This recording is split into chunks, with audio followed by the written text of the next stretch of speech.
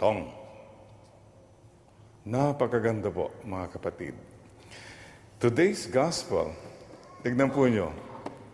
Di po ba mayroon yung isang mama na, yun na, he was robbed, he was by the wayside. Yung isa, pare yung naunang dumaan, may wangwang. Nagmamadali, may gagawin pa ako eh.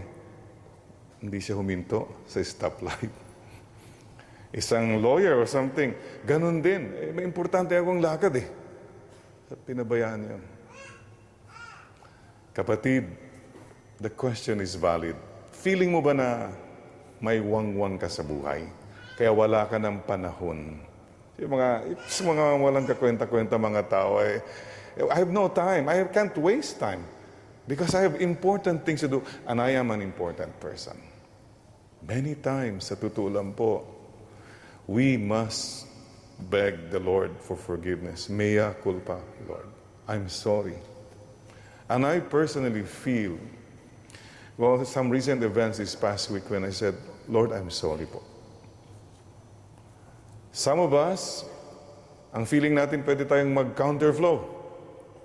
Pwede kang magalit sa may ibang tao kasi mali sila. You can say, mali yan. And you have no more compassion on people.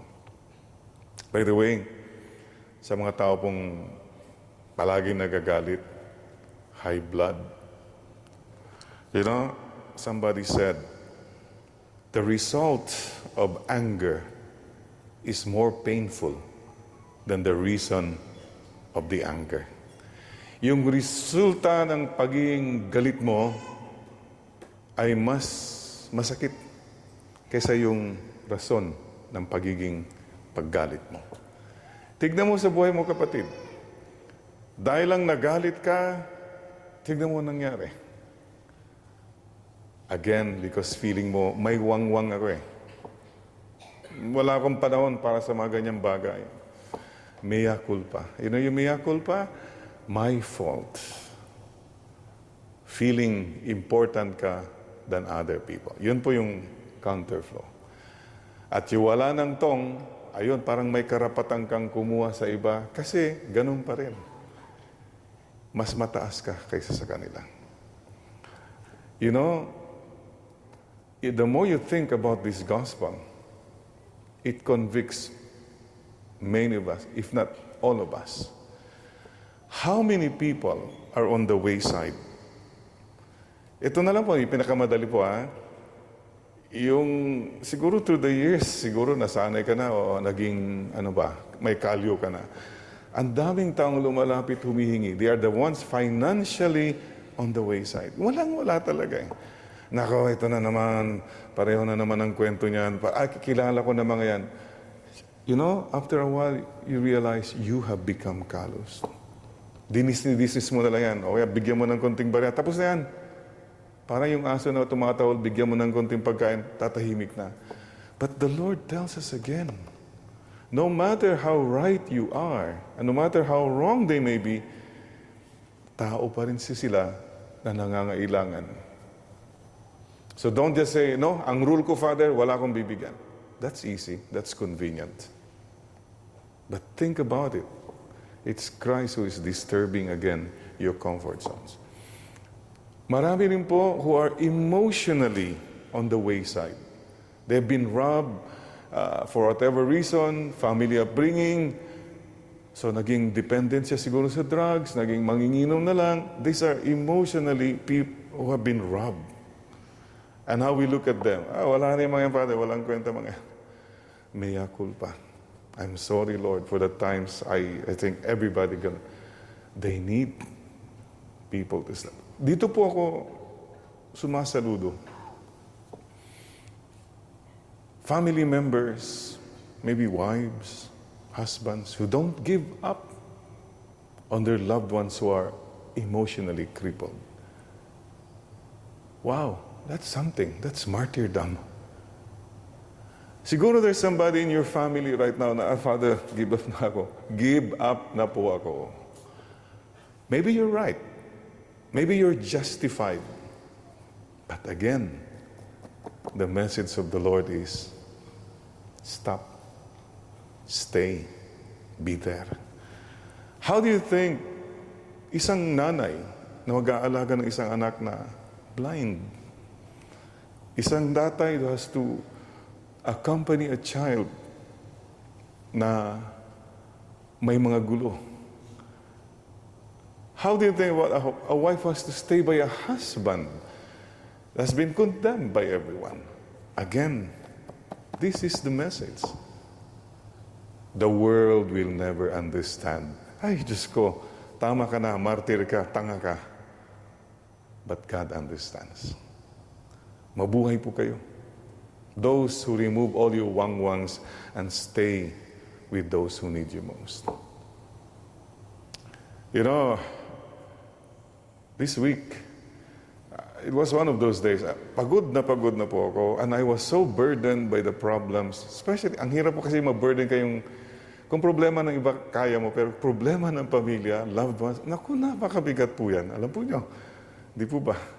And I was saying, Lord, bakit ganito? I was driving, napahinto po ako din sa may Cubao stoplight.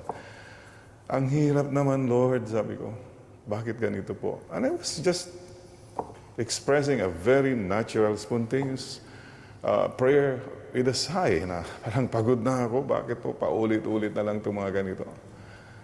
And you know, right there, when napatingin ako sa kaliwa, there was a big billboard that read, God moves in mysterious ways. Never give up. Wow, that's it. That for me was the answer. So whatever you're going through now, bakit pa ako nandito? Why can't I move on? Bakit pa ako nasama sa gulo na ito? Bakit pa itong napangasawa ko? Wait, bakit ito pa yung naging kapatid ko, etc. You may have asked those questions. But God has mysterious ways. So don't ever give up. So mga kapatid, tama po yung sabi ni Fatima eh. The journey is not so much about going far and fast. Ito po kasi sa atin lahat eh. We want to go far and fast. Eh may mga pabigat sa buhay natin. Anong gawin mo? Sipahin mo nila mga yan? Or deny them na parang, wala sila, I'm free. There's something else. Maybe the Lord wants you to be there.